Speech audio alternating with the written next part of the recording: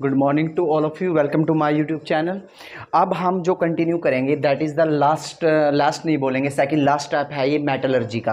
अब इसमें हम करना क्या है, हम यहाँ पे रिडक्शन करेंगे किसकी, मेटल ऑक्साइड की, और उसको कन्वर्ट करेंगे इनटू इट्स मेटल।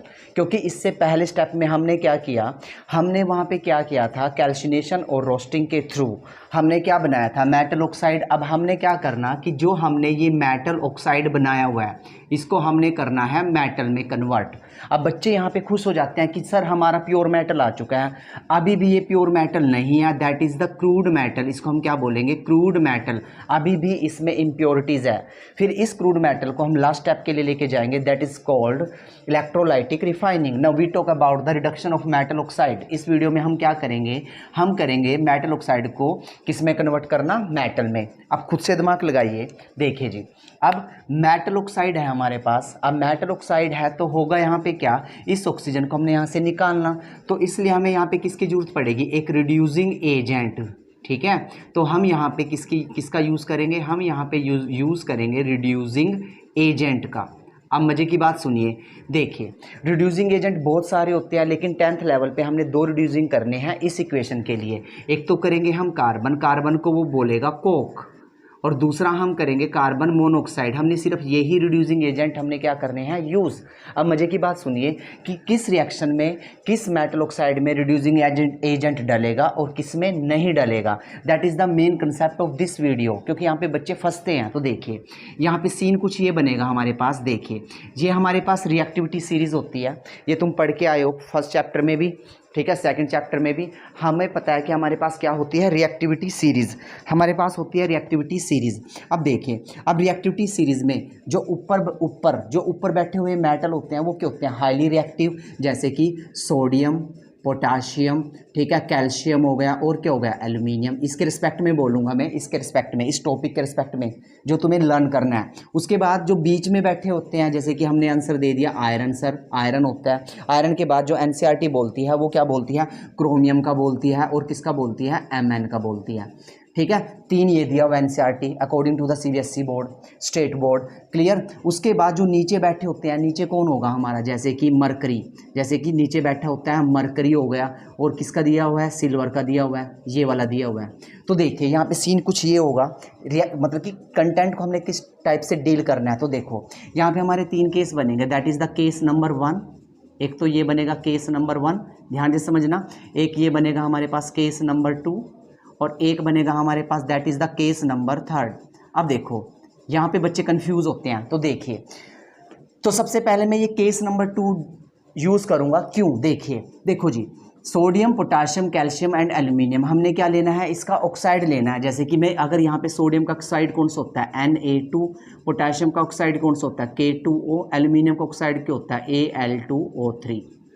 क्लियर। अब मैंने क्या करना, मेटल ऑक्साइड को कन्वर्ट करना है मेटल में, लेकिन यहाँ पे एक्सपेरिमेंटली क्या देखा गया, these are the highly reactive. इनमें रिड्यूसिंग एजेंट डालने से मेटल नहीं मिलता हमें, that is the main concept. तो इसलिए बुक में क्या दिया हुआ है, एनसीईआरटी सिलेबस में क्या दिया हुआ है, अकॉर्डिंग टू द सीबीएसई के पॉइंट ऑफ व्यू, तो क्या दिया हुआ है, तो हम क्या करते हैं, हम सोडियम को किससे निकालते हैं, नमक से। हम सोडियम को एक्सट्रैक्ट करते हैं, एक तो NaCl लेते हैं हम यहाँ पे, और एक क्या लेके चलते हैं, KCl। तो सिलेबस में NaCl और KCl की हमारे पास क्या दी हुई है, सिलेबस में electrolysis, that is the main concept. यहाँ पे बच्चे फंसते हैं। उसके बाद आगे चलते हैं केस नंबर 2 में, chromium, Mn and Fe।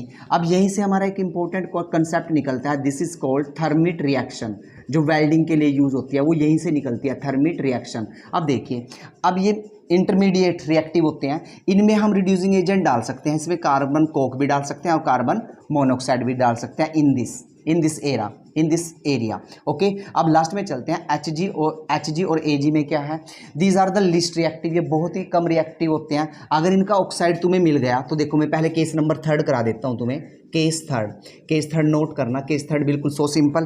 Case number third देखिए, केस नंबर थर्ड के बारे में वो क्या कहता है, अगर हमें Hg मिल गया तो हमें पता है Hg ऑक्साइड होगा, अगर हमें सिल्वर मिल गया सिल्वर ऑक्साइड होगा। तो हम क्या करेंगे, यहाँ पे रिड्यूसिंग एजेंट डाल भी सकते हैं और नहीं भी, क्लियर। तो इसको जस्ट हीट कर दो जी, इसको क्या कर दो, जस्ट हीट कर दो। हीट करने से होगा क्या, ऑक्सीजन O2 की फॉर्म में बाहर चली जाएगी और मरकरी हमारी क्या हो जाएगी, बाहर। That is the equation. अब बैलेंसिंग के लिए क्या करते हैं हम, यहाँ पे 1/2 लगा सकते हैं, that is the important concept. उसके बाद सेम पैटर्न पे Ag प्लस हाफ O2। अब बच्चे क्या कहते हैं, सर हाफ O2 कैसे लगा। अगर तुम्हें ऐसे नहीं करना तो तुम ऐसे भी कर सकते हो। देखिए AgO, अगर मैं इसको हीट करूंगा तो मुझे क्या मिलेगी, मरकरी, और क्या निकलेगी, ऑक्सीजन गैस। अब यहाँ पे 2 ऑक्सीजन है तो मैंने यहाँ पे 2 से मल्टीप्लाई कर दिया और यहाँ भी 2 से मल्टीप्लाई कर दिया। That is the balancing equation, clear. Now take a screenshot. उसके बाद आगे चलते हैं। देखिए अब आगे अगला कंसेप्ट जरा ध्यान से देखना, आगे क्या चलेगा। उसके बाद देखिए that is the about the list reactive. ये मैंने केस नंबर थर्ड को एक्सप्लेन किया, लेकिन जो बात है वो है हमारे पास case number 1 and case number 2 में। अब उसके बारे में बात करते हैं। Now take a screenshot.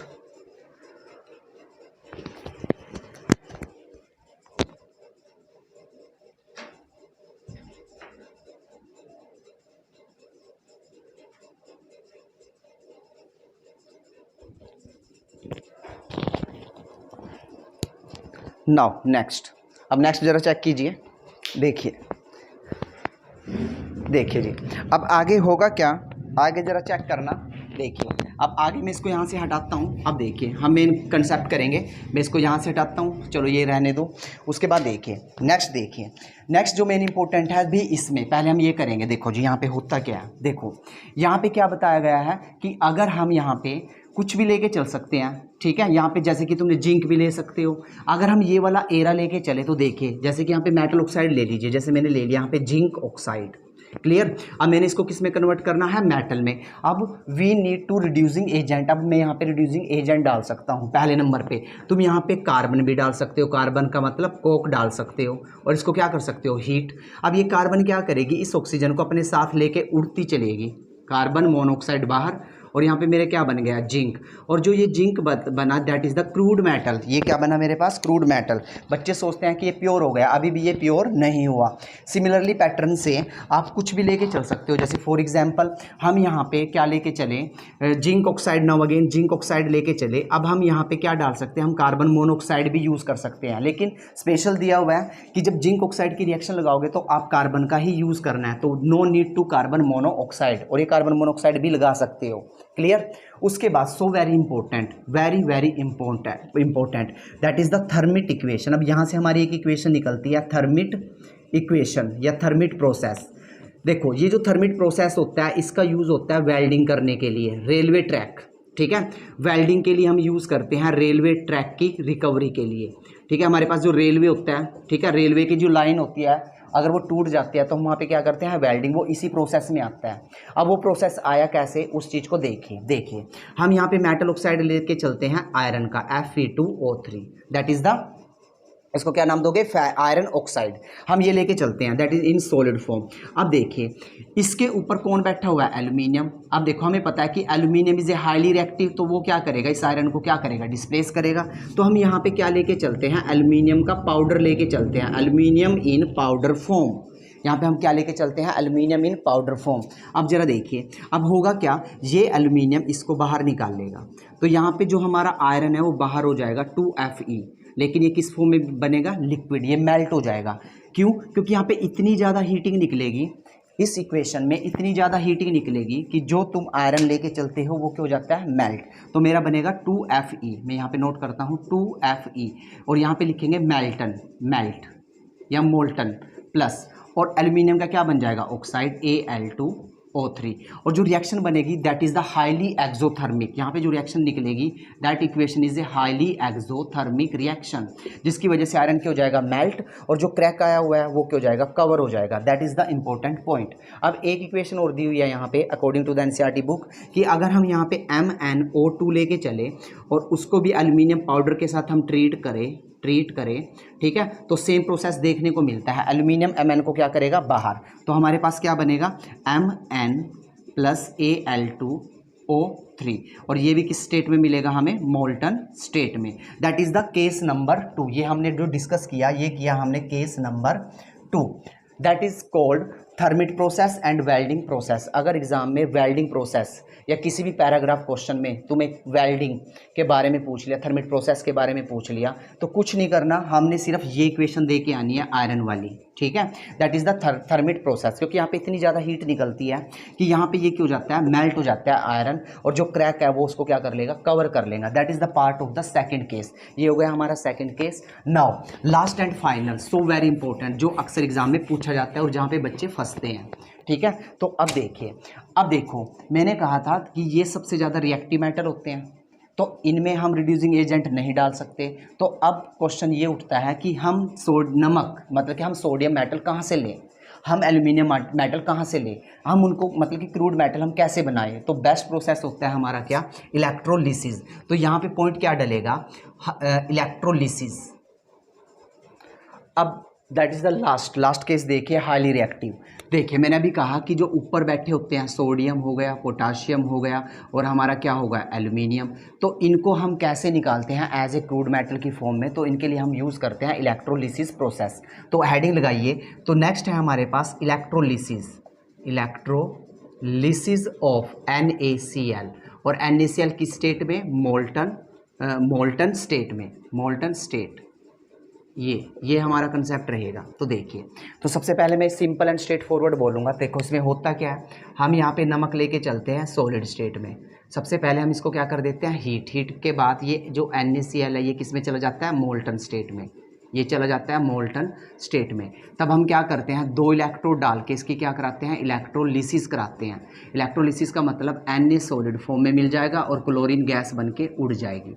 अब जो इंपॉर्टेंट क्वेश्चन पूछा जाता है कि जो हमारी क्लोरीन गैस निकलती है वो कहाँ पे निकलती है, तो हम आंसर देते हैं कि क्लोरीन हमारी निकलती है एनोड पे और ये निकलती है कैथोड पे। क्लियर।